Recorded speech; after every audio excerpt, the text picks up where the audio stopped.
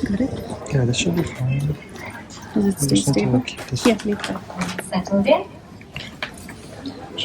Did you press record? Okay. Yeah, No. it's recording. Let's start.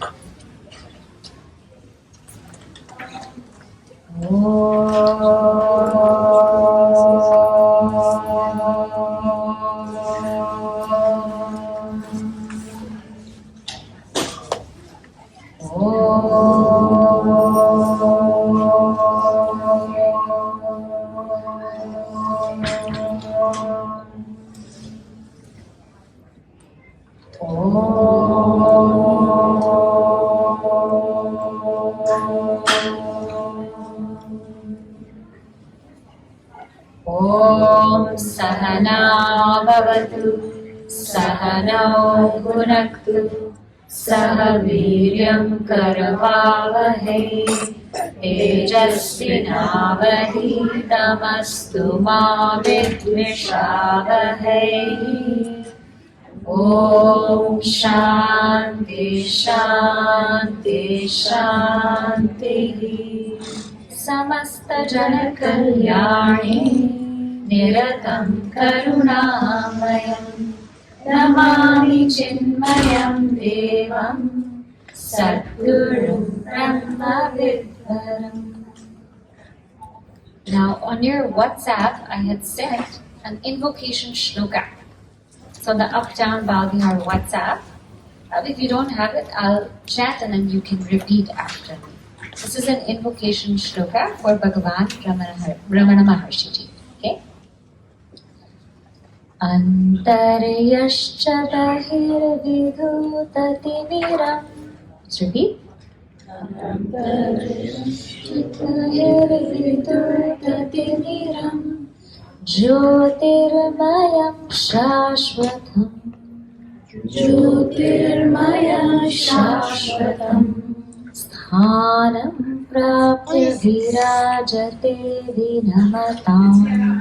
Sthanam prapya virajate vinamatam. Ajnanamunmulayan. Ajnanamunmulayan. Pashyan vishvamapidamullasatiyo. Pashyan vishvamapidamullasatiyo. Vishvasya pare paraha. Vishvasya pare paraha. Tasmai Shri Ramanaya Loka Gurave. Tasmai Shri Ramanaya Loka Gurave. Shokasya Hankre Namaha. Shokasya Hankre Namaha. Let's try that together. Antaryascha bahirvidhutate viram Jyotirmayam Shashvatam. Sthanam prapya virajate vinamatam. Ajnanamulmulayan. Pashyan vishvamapidamullasatiyo. Vishvasya pare paraha. Tasmai Shri Ramanaya Loka Gurave. Shokasya Hantre Namaha. So this is the invocation shloka to Bhagavan Ramana Maharshi Ji. And we will chant this every week because as we know he has composed this text, Upadesha Sāra. This is what we are studying in Bal Vihar, in the parents' satsang. Now, I know we haven't met in a while. How many of you were here for the last class 3 weeks ago? Raise your hand. Okay, very good. So, I'll give a little bit of a recap and then I will get into the verses from today on. We'll expound on verse number 1. Okay? So, this book was written by Bhagavan Ramana Maharshi Ji, a great saint in Tamil Nadu. And he was a great saint of the 1800s. And his path was the path of knowledge, the path of self-inquiry. So if you look into his work, a lot of what he does is he tells us to inquire deep within and find out the source of the thought. Find out the source of the thought. If anybody is feeling sadness, sorrow, going through something, he will not tell you how to fix the sorrow. He will say, who is asking that question? So his path is the direct path, going straight to the pure self of existence, consciousness, bliss. Now the beauty of this text is he starts expounding on the self through the four paths: Karma Yoga, Bhakti Yoga, Raja Yoga, and Jnana Yoga. So anyone who wants to know the essence of the four paths, the four yogas, which is what a Hindu uses to purify themselves, this is the text for them. Very often, people will ask, do Hindus have any practices? So many practices are there in different religions. What is the practice of a Hindu? Practice of a Hindu is this: Karma Yoga, Bhakti Yoga, Raja Yoga, and Jnana Yoga. And one takes up these practices up to according to their mental temperament.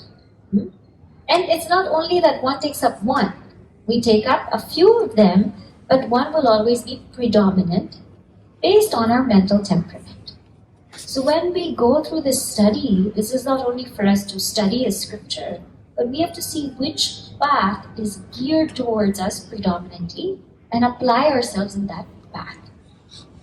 And how Bhagavan Ramana Maharshi Ji composed these verses, we saw last time that there were these karma mimamsakas. Now back in the day in Indian philosophy, there were many, many different schools. One of them is called Purva Mimamsa or Karma Mimamsa. And the followers of that is called Mimamsaka. Okay? So Purva Mimamsaka or Karma Mimamsaka are those who believe that action alone is supreme. There's no need of God. There's no need of a higher power, higher being. When we act in the world, that's enough. We act and the results will come and we are completely in control. We don't need anything around us. We don't need anybody. We don't need to have faith. We don't need to have belief in anything because everything is governed by our actions. So all of our philosophy will be, you work hard and you will succeed in life. And many people have that philosophy. They might not be karma mimamsakas of those times, but this philosophy, work hard and you will succeed, that's a philosophy of a karma mimamsaka. Because it's not taking anything else into consideration. So when they got too proud, too arrogant of themselves, and having this false notion that they can control everything, Bhagavan Shiva came to give them a teaching. And in the Puranas, this story was written, but what the teaching wasn't given. So one of the devotees of Bhagavan Ramana Maharshi Ji went to him and said, could you please tell me what was the teaching given? Can you please summarize it for me? Because I'm not equipped to understand. And so Bhagavan Ramana Maharshi Ji gave this Upadesha Sāra. So this is the text we are covering.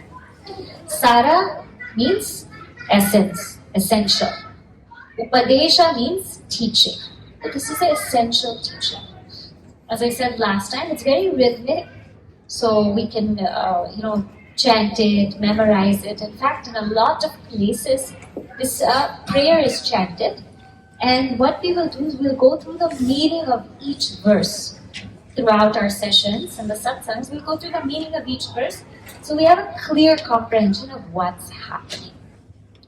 So last time we started verse number 1. Let us see that verse number 1, then we'll analyze each part of it. Okay? I'll chant and then you please repeat after me. If you don't have a book now, please find someone to share with. Share with the person beside you. Right? Because I want you to pay attention to the words. Okay? Yeah. So find someone who has a book. Just sit beside them. Now I'll give you a moment to position yourself accordingly, and then Manjuli and Preeti, you could check if there should be a box of more books. I don't know where.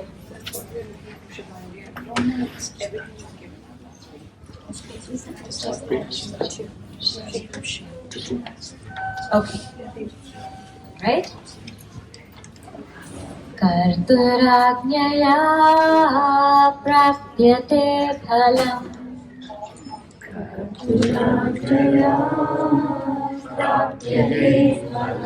Now you repeat like you had a good breakfast. Good hearty breakfast. Okay? Karturajñaya prapyate phalam. Karturajñaya prapyate phalam. Karma kim param karma tajjadam. Karma kim param karma tajjadam. Karma kim param karma tajjadam. Karma kim param karma tajjadam. We chant together. Karturajñaya prapyate phalam.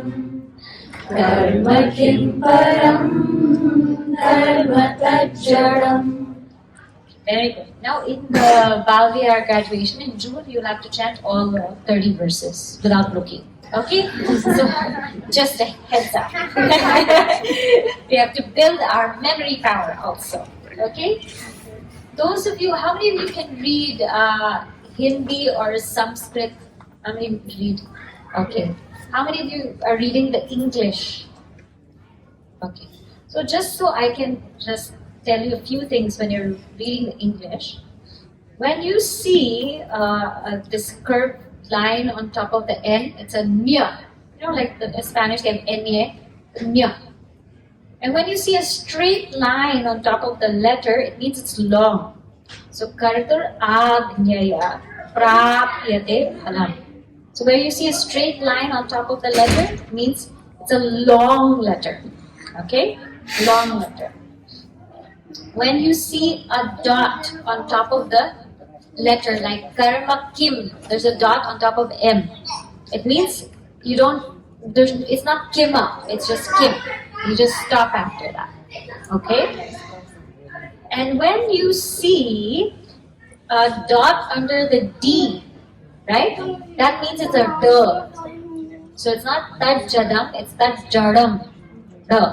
Right? In Devanagari, and in a lot of our Indian languages, we have this R, right? T, T, D, that one. Okay. So now what does this verse mean? Kartuhu.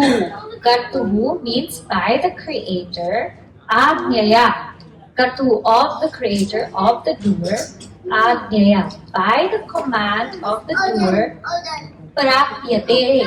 Something is gained. What is gained? Phalam. The fruit of action is gained. Karma kim param. How is karma supreme? Karma tat jadam. Karma is inert.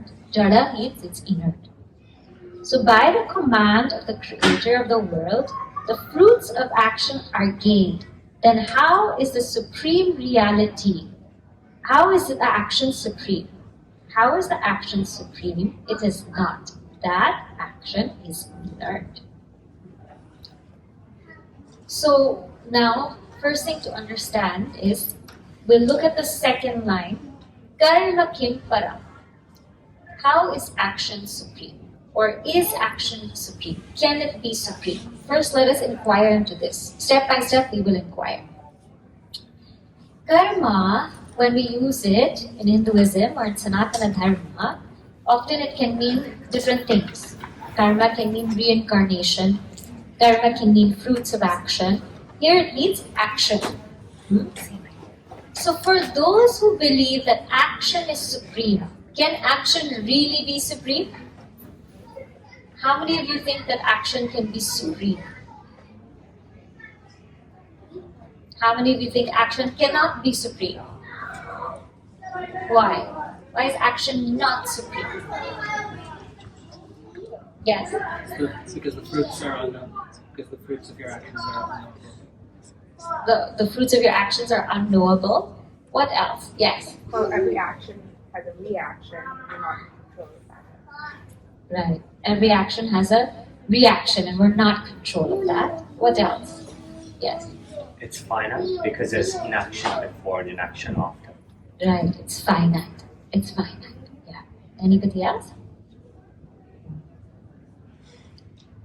So all what you said is great. Huh? When we think of something supreme, we think of something that's beyond time, beyond space, unparalleled, unlimited. If the boss is supreme and then the boss has to go ask permission from everybody, that boss is not supreme. Right? So action, we say, is not supreme. Now, reason number one is because it has a start and end date. There's a start and end date. Right? Before it, there's inaction, then inaction. Or before it, there's some different type of action. Right? That's why we say, come join us for this event, or come join us for Bal Vihar. Start date or start time? 10:50. What's the start time? I just need a little louder. Start time 10:50. And ending time is what time? 12:30, 12:45. 12:45 after Arati. Right? So there's a start time and there's an end time. And every action has that. Every action has that. So because it has a start time and it has an end time, it's finite. When you're cooking, there's a start time and end time. When we're taking a bath, there's a start time and end time. There's no action. Have you seen any action you do continuously throughout the day? Breathing may happen, yes, but that's an involuntary bodily function. Any action that we do continuously throughout the day. I know one. Worry. Right? Yes. But that also stops in sleep. Also stops. Hopefully, when we get deep sleep. Action is also finite because it's limited to a certain space, right? We congregate in this space, and then in a different space, we cannot congregate like this. We will not be able to congregate like this in Times Square, correct? So it's limited in a time, it's limited in a space. The second thing is that action does not fulfill us. It's not infinite. After we finish one action, what's our question? What's next? Everybody knows that, right? Everyone will ask, what's next? Okay, we had such a wonderful time. We went on a vacation. You had such a nice thing. And then what are the kids saying after? Okay, what's next? What's next? What's next? After the action, we're still left unfulfilled. Unfulfilled. We're not pleased. Even if we're fulfilled for a moment when we eat something, again, we're looking for something else. Now I want to take a nap, right? Because I ate so much. So action is finite. It's not infinite. Now the third thing is, action is dependent. It cannot stand on its own legs. So we saw last time, there are three parts to every process. There is a doer, what we call karta. There's an instrument, what we call karana, instrument. And there's the action, which we call kriya. Okay? So like, let us say, I am the doer, and speaking is the action, and speaking, the instrument for speaking is the tongue. So I am the doer, tongue is the instrument, speaking is the action. Now can speaking happen on its own? No.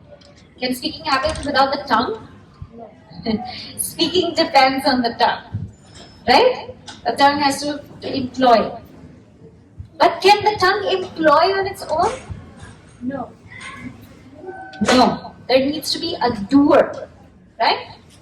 So the action is dependent on the instrument, and the instrument is dependent on the doer. Have we ever seen pens writing themselves? Or computers typing themselves? No? Even in that Tesla car, it's driving by itself, but behind that, there was a doer who programmed that. Even Alexa or Siri seems to be talking by themselves. They're a machine. But behind that, there's a doer. There's a sentient programmer. Correct? And even behind AI also. So how can action be supreme if it's dependent on the instrument, and then the instrument is dependent on the doer? Can it be supreme? No. So action is not supreme. Now, is the doer supreme? Am I the doer? Am I supreme?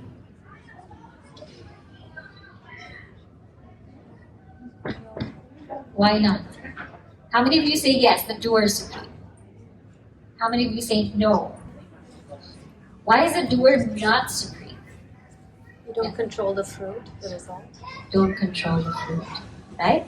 If I could control the results, then I would always get what I want. All the time. How many of you here have gotten what you wanted? All the time. And there you go. Right?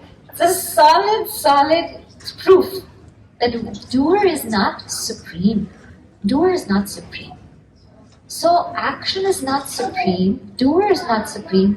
Who is supreme? Kartuhu. Kartuhu, or who we call God, Bhagwan, or using the term Ishwara. And we will understand what Ishwara means. Okay, slowly. So we said now, for the following reasons, action is not supreme. Number one, it is limited by time and space. Number two, it's finite. Even after acting, we're still not content. We still want more and more and more. Three, action is dependent. It cannot stand on its own legs. And four, his action is ruled. It's ruled by someone. It doesn't produce its own result. It's ruled by a sentient factor, a conscious entity. So, karma cannot be supreme. And karma is jada. When we say inert, karma cannot do on its own. It cannot know on its own.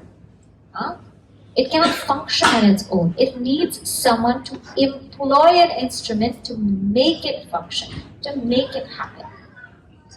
So therefore, that supreme is called God or Ishwara. And that Ishwara, through that Ishwara, we receive the results of actions. So now first let us examine this word called God or Ishwara, because sometimes we don't feel like there's a God. Sometimes we discount it also. We say there's no God, there's no higher being. Why should we believe in God? So how do we prove here that there is God? How do we prove that there is Ishwara? So step by step, it just takes a little bit of inquiry that we have to do. Now you see this mic here.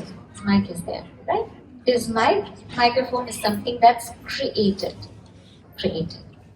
Now when something is created, what do we understand? That there is someone who created it. It doesn't come up on its own. We see a chair here. Say who? What's the make of the chair? Rather, if you see a nice car, what's the make of the car?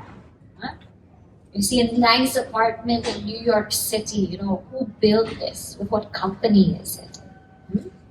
So anytime we see something that is created, that is made, that means there is a creator.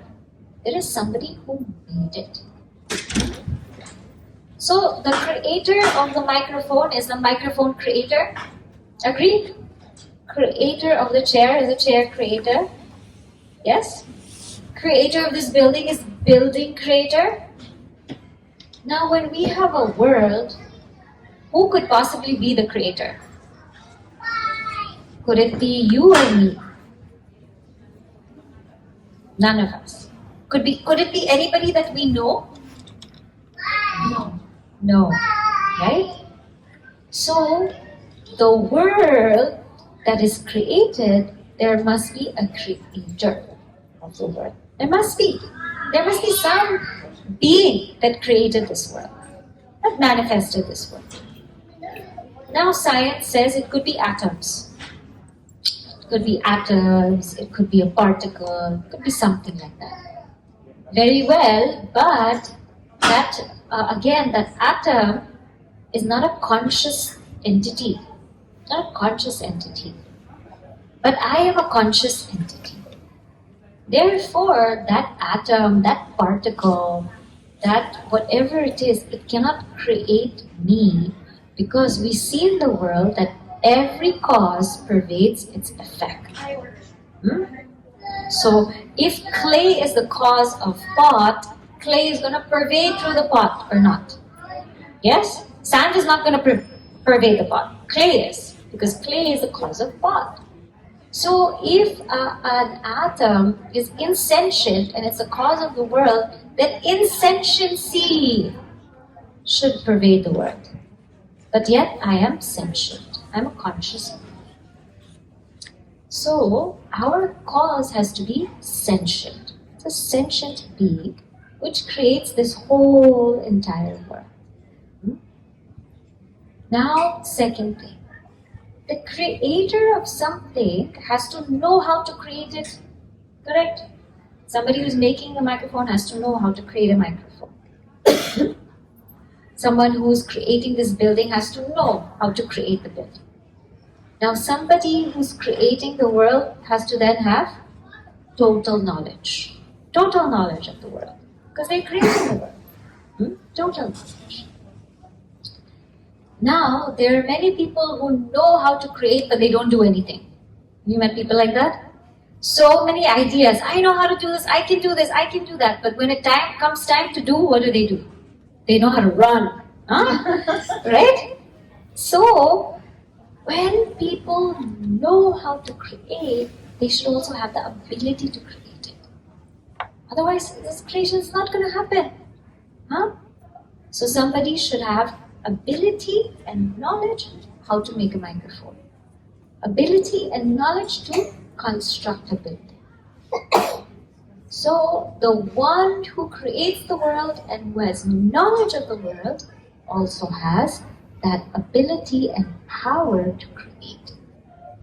So we call that cosmic being which creates, sustains, dissolves the world, that is all-knowing and all-powerful, we call that being Ishwara. That cosmic being Ishwara. It is consciousness functioning through totality. That is called Ishwara. So whenever we pray, who are we praying to? We're not praying to a form of God. We are praying to consciousness functioning through totality. And we are trying to connect through totality. And that's why whenever we pray, we become more tuned into everything around us. Do you notice that when you pray? When you make your mind quiet, we become more tuned to everything because we're tuning into Ishwara. Tuning into Ishwara. Furthermore, this Ishwara is the cosmic being, but is also cosmic ruler. How do you say cosmic ruler? Because everything in society has its dharma. So, there is a dharma of time, right? What happens in the winter? What is the dharma of winter? Is the dharma of winter heat? It's cold, right? Very, very cold.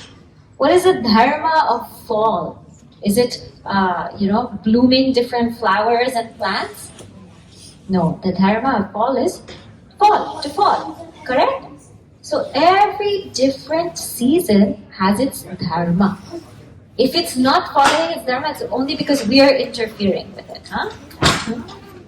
Every place has its dharma. There are places which are closer to the equator, and because of that, they're hotter, they're warmer. There are places which are closer to the North and South Pole. Because of that, they're colder, they're cooler. So every place has its dharma. New York City, Times Square. What is the dharma of New York? Can you expect to sit and meditate in New York City, Times Square? No, Times Square has its dharma. It's going to be loud, full of noise, full of life. Don't complain. That's its dharma. Even Times Square has its dharma. What is the dharma of the New York City subway? Delay. But don't complain. If it's delayed, that's its dharma. It's going to be delayed. It's going to be under construction. That's just its dharma. Correct? So every place has its dharma. Every time has its dharma. Everything has its dharma. Have you ever gone to a place where fire is cold? No. Fire has its dharma. It's always going to be warm. Have you gone to a place where snow is warm? No. And they might create something in the future just for us. But there's no place like that. Even if you see animals, the fish, can the fish live in land? No. Can the lion live in water? No. Every animal also has its dharma. Every place, every time, every society, everything has its dharma. So that niyantra, that ruler, cosmic being, who rules the world according to its dharma, that is also called Ishwara. Ishwara. So what it says is Agnyaya. By the command of Ishwara, or by the command of God, prapyate halam. The results of our actions come. So when the results of our actions come, how do they come? Just think of how many factors will be involved. Please don't think that Ishwara or God says, I feel like doing this to this person, therefore this person will get this, and that person will get that. No. When the results of our actions come, there's a cosmic calculation. The cosmic calculation is, what is our effort? What is the time? What is the place? What is our relationship with other people? What are all of the circumstances that are going on?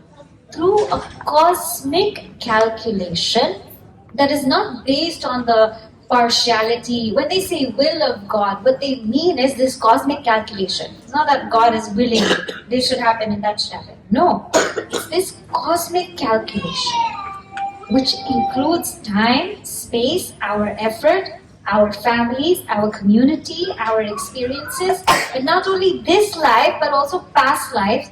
It includes this whole cosmic calculation.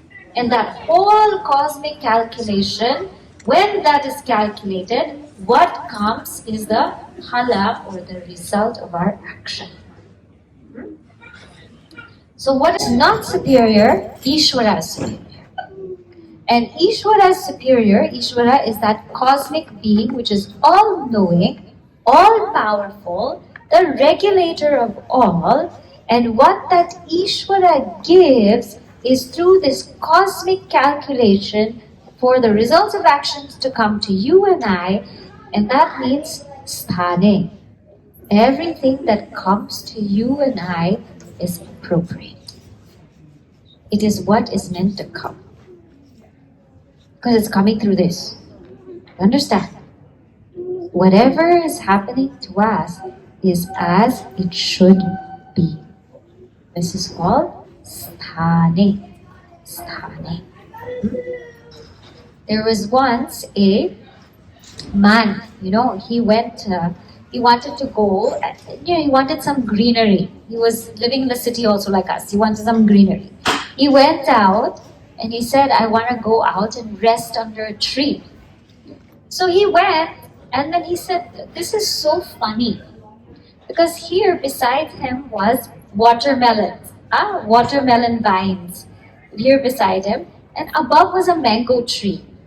And so he said, God is so funny. He put such a big watermelon here down and a small mango up in the tree. What's the logic of that? Why would God do something like this? He should put the watermelon up and the mango down. And then he felt very, very sleepy. And he started to take a nap on the tree.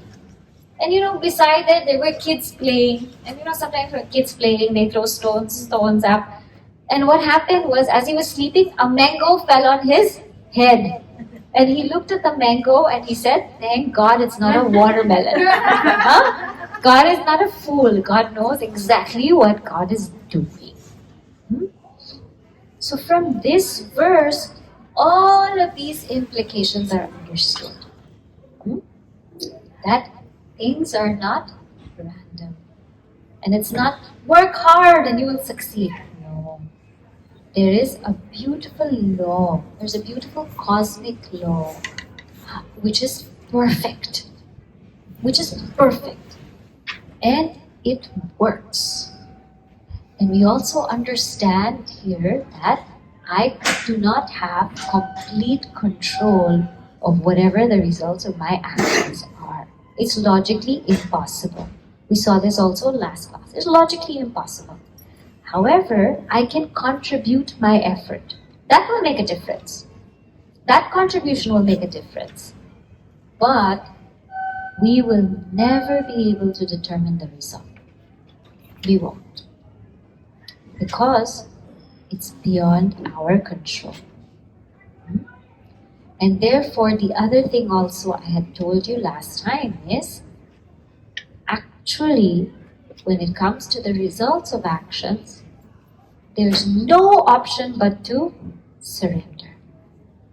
There's no option but to surrender. Because control comes up to a certain point. It's only up to your effort, that much. In everyone's life, control is only limited. After that point, surrender. Either we surrender in the beginning, then we will find peace, or we surrender in the middle, we will find a lot of disturbance, or we surrender in the end, and we will find even more disturbance. But we have to surrender. We have to surrender. The example I gave you before was, if you are getting ready for Bal Vihar, and you're in your house, and you woke up early, really, really early. You got everything ready. You made breakfast. You are set to go. And until that point, you have control. Whether the children will get up, whether they will eat, whether the subway will come on time, whether it will rain or not and slow you down, that is all surrender territory. So life is always like this. It's always like this.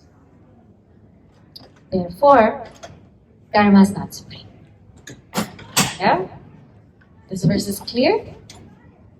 Okay, now we will chant it once to make sure that you know each word. Karturajñaya prapyate phalam karma kim param karma tajjadam. Okay. This verse is clear? Yes? Now we go to the second verse. Verse number 2.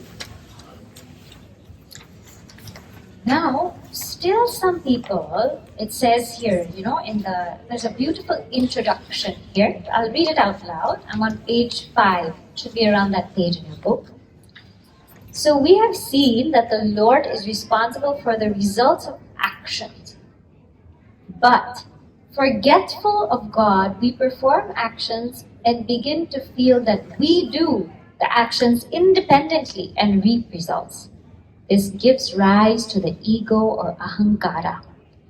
From this false I notion arise egocentric desires which prompt selfish acts. The results of such actions are sorrow and bondage. This fact is explained in the following verse. So, Now this goes up. The tune goes up. So one's down and then one's up. Okay? But you can just repeat after me. Kriti mahodadau patana karanam. Kriti mahodadau patana karanam. Kriti mahodadau patana karanam. Kriti mahodadau patana karanam. Halama shashvatam gati nirodhakam. Halama shashvatam gati nirodhakam. Halama shashvatam gati nirodhakam. Halama shashvatam gati nirodhakam. Kriti mahoda together. Kriti mahodadau patana karanam. Halama shashvatam gati nirodhakam. So this verse again is meant for those who are forgetful of Bhagavan, forgetful of Ishwara, and going into all selfish actions, just surrounding themselves, immersing themselves in selfish actions. Kriti, here Kriti means actions. Mahodadho, Maha Udadho. They are like a vast ocean of actions. Patana Karanam, it is the cause for fall.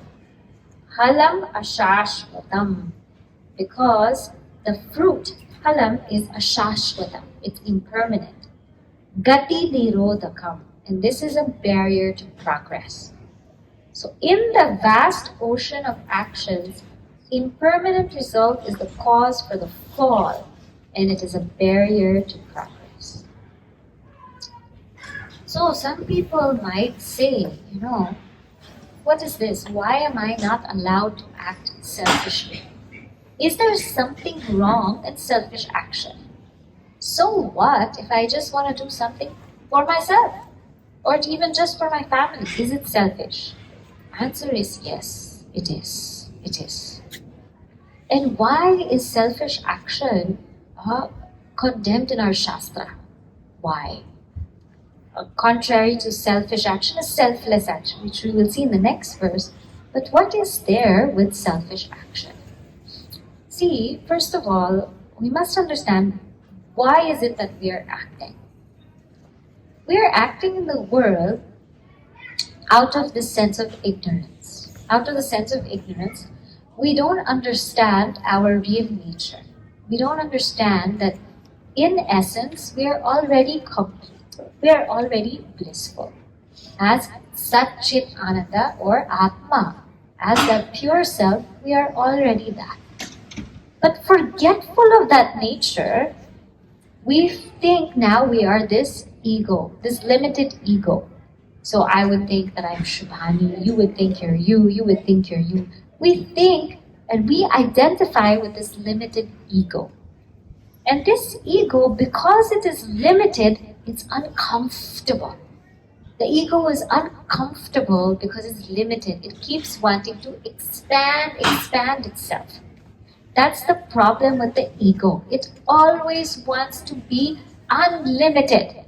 I have this much knowledge, it's not enough. I want more. I have this much money, it's not enough. I want more. I have this much vacation time, it's not enough. I want more. I have this many children, enough. Only that. Only that you guys will say enough. Right? But you realize through the children, you want yourself to live more. So that's also an ego. There it'll stop, but still more. You want yourself to live throughout the children. So this ego constantly wants to be unlimited. In every field, in everything. I'm getting this much attention, I want more. Because it's forgotten that it is truly unlimited. It's forgotten it. And so all of our actions are to be unlimited. To feel, because in unlimitedness, that's where we feel joy. When there's no limits, we feel joy. That's why, when you go to a nice park and you can't see anything, you're like, it feels so nice. When we like looking at the sky, we like looking and staring at space because it's unlimited and our nature is also unlimited. So we feel so good. Whenever we're in unlimited places, we feel nice because that's who we are, in essence. So now the ego has forgotten its true nature, so therefore the ego is trying to make up for it and tries to act as desire. I have a desire to learn more, I have a desire to do more, to go more places, to rise in my company. I have all these desires and therefore action comes, action comes, action comes. Now when it's selfish action and we have that selfish desire and we enter the selfish action, what happens? The results, the action may be complete, but the results leave a longing. And we saw this also in Manashodhana, that when we go through selfish action, if we get what we want, we become quite greedy. We want more. We want more and more and more. And when we get what we want, sometimes we become too proud. And we feel like we're better than others. We deserve a different status. We should now hang out with different kinds of people. Become proud. And when we don't get what we want, we tend to become angry. How come I didn't get it? We're bummed out. I didn't get it. Life is like this. Why is it like this? And if somebody else got it, somebody else got the promotion, not me, become jealous. Become jealous of that person. So when we get it, there's that greed, there's that pride. When we don't get it, there's that anger, and there's that jealousy. And the whole time the mind is just deluded, just thinking about that action, that result. It's like the mind is captured. And when I'm stuck in this, if you can please stop that, thank you. When I'm stuck in this, what happens is, all that I'm thinking about is I, individual. And my ego is getting bigger and bigger and bigger and bigger and bigger. Now, when my ego gets bigger and bigger and bigger, there is no way for me to see beyond that ego. No way. My nature is the self. It's beyond the ego. It's beyond the ego. It's beyond the body, mind, intellect. It's beyond the ego. But through selfish action, what's happening is, it's a vast ocean because I get stuck in all of these emotions. And when I get stuck in these emotions, the ego becomes so big and I can't see past myself. I can't see past my individuality. And that's why it's patana karanam. It's a cause for fall. I've lost it. I've lost the ability to purify myself. I've lost the ability to see beyond my individuality. I've lost the ability to pursue the truth. And now I am drowning in this ocean of action. I'm just drowning in it. And my mind, it can't even think of something divine. It's just caught. It's caught through anger. It's caught by jealousy. It's caught by delusion. It's caught by all these different emotions. I cannot think of divinity. And even if I'm in a place of divinity, I can still think of divinity. So whenever we do things to boost our ego, whenever we do selfish action, our mind is captured. It's taken. And we have no capacity to see beyond our individuality. And that pattern keeps going. It keeps going and going and going and going. And we're stuck there. So that's why he says that this action is maha udadhi. whole the Dhamma. Big ocean. It's a vast ocean of action. Patanakara, it's the cause for fall. Phalama shashvatam. These results that we get, they are finite. They are limited. Again, we'll pursue the same thing. Gati nirodhakam. This impurity, this increasing of ego, is capturing our mind into selfish pursuits.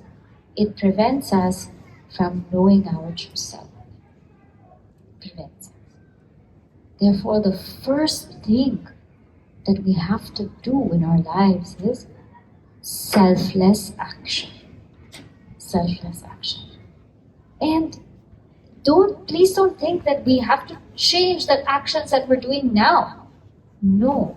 Selfless action literally means it's the attitude which has to change.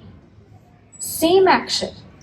It can be selfish, it can be selfless. When it is selfless, there's so much more purity arising in my mind, and the ego has the ability to shrink, and it helps me see who I really am. So why not pick a selfless route? So what is that selfless action? We will see next week. Okay? Next week we will see that. Right? I'll pause for a moment to see if anyone has any questions or any comments about today. Yes. Do we have another mic? If you could, I'll project, it's fine. I think in the last maybe 5 to 10 years, culturally, there's an increase. Has been an increased focus in America on self-care. Mhm. What's your view on that conversation that I think has become more and more a part of sort of advice on how to live your life? See, self-care is very important, but we must understand the difference between self-care and pampering too much. Okay? See, self-care, we all need time. We all need our downtime. We all need to take care of our body. We need to take care of our mental health. We need to do the things we like. That is all true. But fulfill our dharma first. Fulfill our dharma first.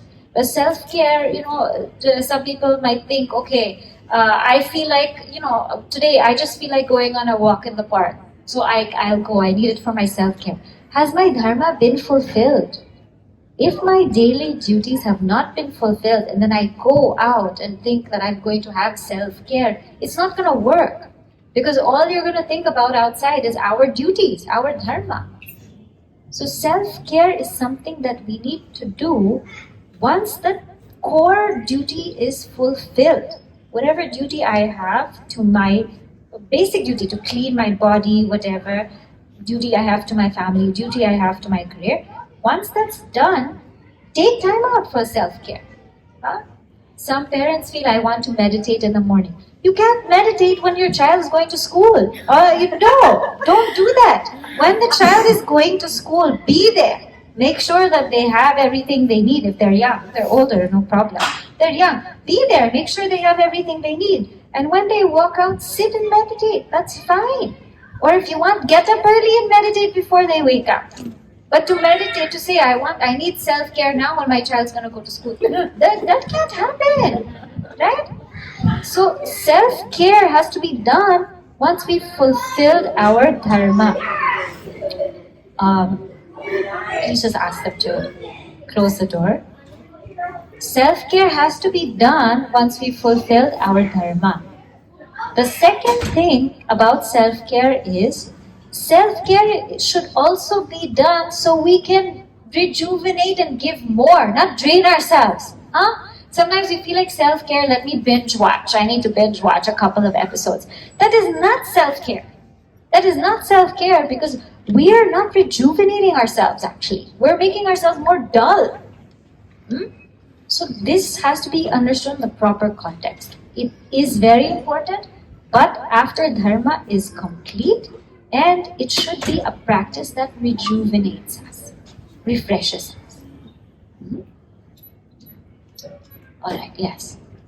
So, as we're attending to our Dharma, and especially if so many of us are in similar phases in life where family is our main Dharma, we are also faced with the challenges of demanding careers, etc. And how do we balance or see where in one avenue it's selfish to be career focused, or to an extent, I mean, I don't know what the limit is of giving ourselves to our families and that path of Dharma, and seeking that balance, because it seems like a fine balance, especially in today's world.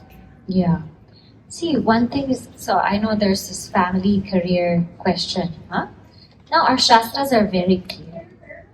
They say now, in the beginning stages, when the child, till 5 years old, that child needs a lot of love and care.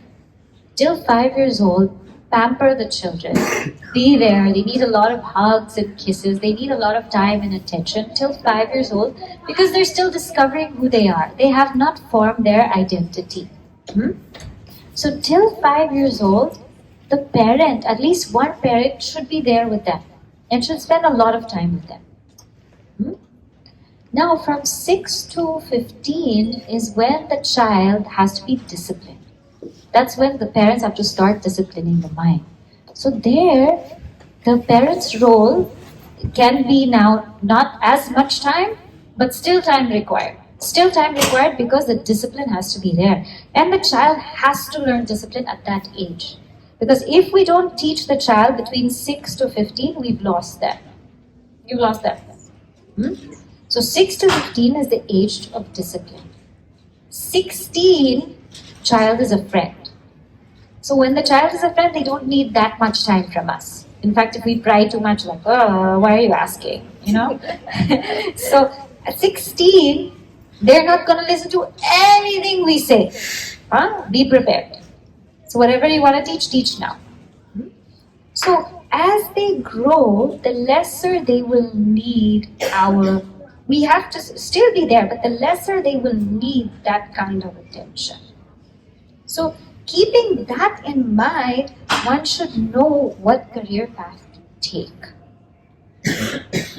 Keeping that in mind. It is best when the child is young, at least one parent should work at home or not work. That is the best. So that they can give that attention to the child. Too late. Say, I know. But for now, for the future. But Shant, parent, upcoming parent. So there. Alright, now we close. Next week we'll take up. Alright, Next week we will not have assembly.